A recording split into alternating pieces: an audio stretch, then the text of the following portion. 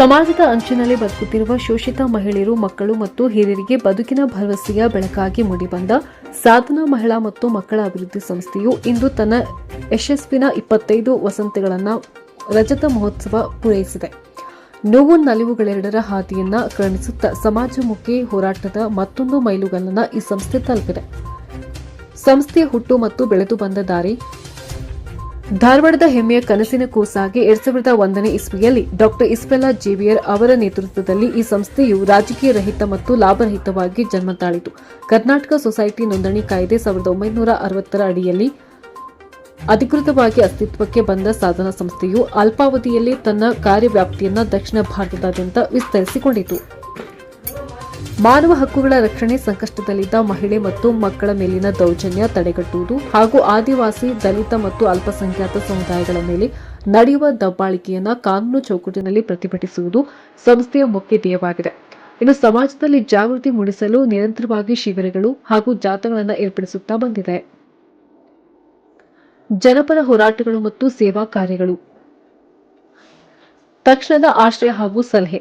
ಸಂಕಷ್ಟಕ್ಕೀಡಾದ ನಿರಾಶ್ರಿತರಿಗೆ ತುರ್ತಾಗಿ ಅಲ್ಪಾವಧಿಯ ತಂಗುದಾಣ ಮತ್ತು ಆಶ್ರಯ ಕಲ್ಪಿಸುವುದು ಹಾಗೂ ಕುಟುಂಬ ಸಲಹಾ ಕೇಂದ್ರಗಳ ಮೂಲಕ ಭಿನ್ನಾಭಿಪ್ರಾಯ ಮೂಡಿದ ನೂರಾರು ಸಂಸಾರಗಳನ್ನು ಒಂದುಗೂಡಿಸಿದ ಕೀರ್ತಿ ಸಂಸ್ಥೆಯದು. ಪೊಲೀಸ್ ಇಲಾಖೆ ಕೂಡ ಕಷ್ಟಕರವಾದಂತಹ ಪ್ರಕರಣಗಳನ್ನು ಇವರ ಬಳಿ ಕಳುಹಿಸಿ ಪರಿಹಾರ ಕಂಡುಕೊಂಡಿದೆ. ಎಪಿಎಂಸಿ ಹಮಾಲರ ಮೂಲಭೂತ ಹಕ್ಕುಗಳಿಗಾಗಿ, ಅದರಲ್ಲೂ ಕೂಡ ಪ್ರಮುಖವಾಗಿ ಮತದಾನದ ಹಕ್ಕಿಗಾಗಿ ನಿರಂತರ ಹೋರಾಟ ನಡೆಸಲಾಗಿದೆ. ಹಮಾಲರ ಆಸ್ತಿ ಕಬಳಿಸಲು ಮುಂದಾದ ಪಟ್ಟಭದ್ರ ಹಿತಾಸಕ್ತಿಗಳ ವಿರುದ್ಧ ಗಟ್ಟಿ ಧ್ವನಿ ಎತ್ತಿದ್ದಾರೆ. ಮುಸ್ಲಿಂ ಮಹಿಳೆಯರ ಸ್ವಾವಲಂಬನೆಗಾಗಿ ತರಬೇತಿ ಶಿಬಿರಗಳನ್ನು ಹಮ್ಮಿಕೊಳ್ಳುವ ಮೂಲಕ ಅವರ ಆರ್ಥಿಕವಾಗಿ ಸ್ವತಂತ್ರರಾಗಲು ದಾರಿ ಮಾಡಿಕೊಡಲಾಗಿದೆ. ಅತಿವೃಷ್ಟಿ ಮತ್ತು ಅನಾವೃಷ್ಟಿಯಂತ ನೈಸರ್ಗಿಕ ವಿಕೋಪಗಳ ಸಂದರ್ಭದಲ್ಲಿ ತಮ್ಮ ಶಕ್ತಿ ಮೀರಿ ಜನರಿಗೆ ನೆರವು ಹಸ್ತ ಚಾಚಿದ್ದಾರೆ. ನೊಂದವರ ಬಾಳಿಗೆ ಅಮ್ಮನಾದ ಡಾಕ್ಟರ್ ಇಸ್ಬೆಲ್ಲಾ ಜೇವಿಯರ್ ಬದುಕಿನ ಪಾಠಗಳನ್ನು ಆಧರಿಸಿ ಸಾತ್ವಿಕ ಸಾಮರಸ್ಯದ ಲಿಂಗ ಸಮಾನತೆ ಹೋರಾಟವನ್ನು ರೂಪಿಸಬೇಕು. ಪುರುಷರಿಗೆ ಸಮಾನವಾಗಿ ನಿಲ್ಲುವ ಆತುರದಲ್ಲಿ ಅವರ ಕೆಟ್ಟ ಗುಣಗಳನ್ನು ಅನುಕರಿಸಿ ನಮ್ಮ ಜೀವನಕ್ಕೆ ನಾವೇ ಮುಳುವಾಗುವ ಪರಿಸ್ಥಿತಿ ನಮಗೆ ಬೇಕಿಲ್ಲ ಎನ್ನುವುದು ಡಾಕ್ಟರ್ ಇಸ್ಬೆಲ್ಲಾ ಜೇವಿಯವರ ಗಟ್ಟಿಯಾದ ನಿಲುವು.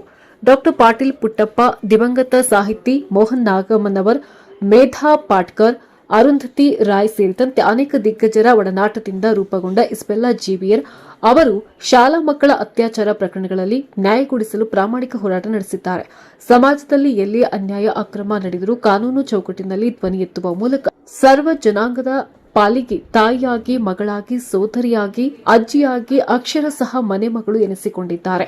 ಸಾಹಿತ್ಯ, ಸಂಗೀತ, ನಾಟಕ ಕ್ಷೇತ್ರದಲ್ಲಿ ತಮ್ಮದೇ ಆದಂತಹ ಛಾಪು ಮೂಡಿಸಿರುವ ಇವರ ಈ ಅಪರೂಪದ ಸಾಧನೆಗೆ ಸಮಾಜದ ಕಡೆಯಿಂದ ಒಂದು ದೊಡ್ಡ ಸಲಾಂ.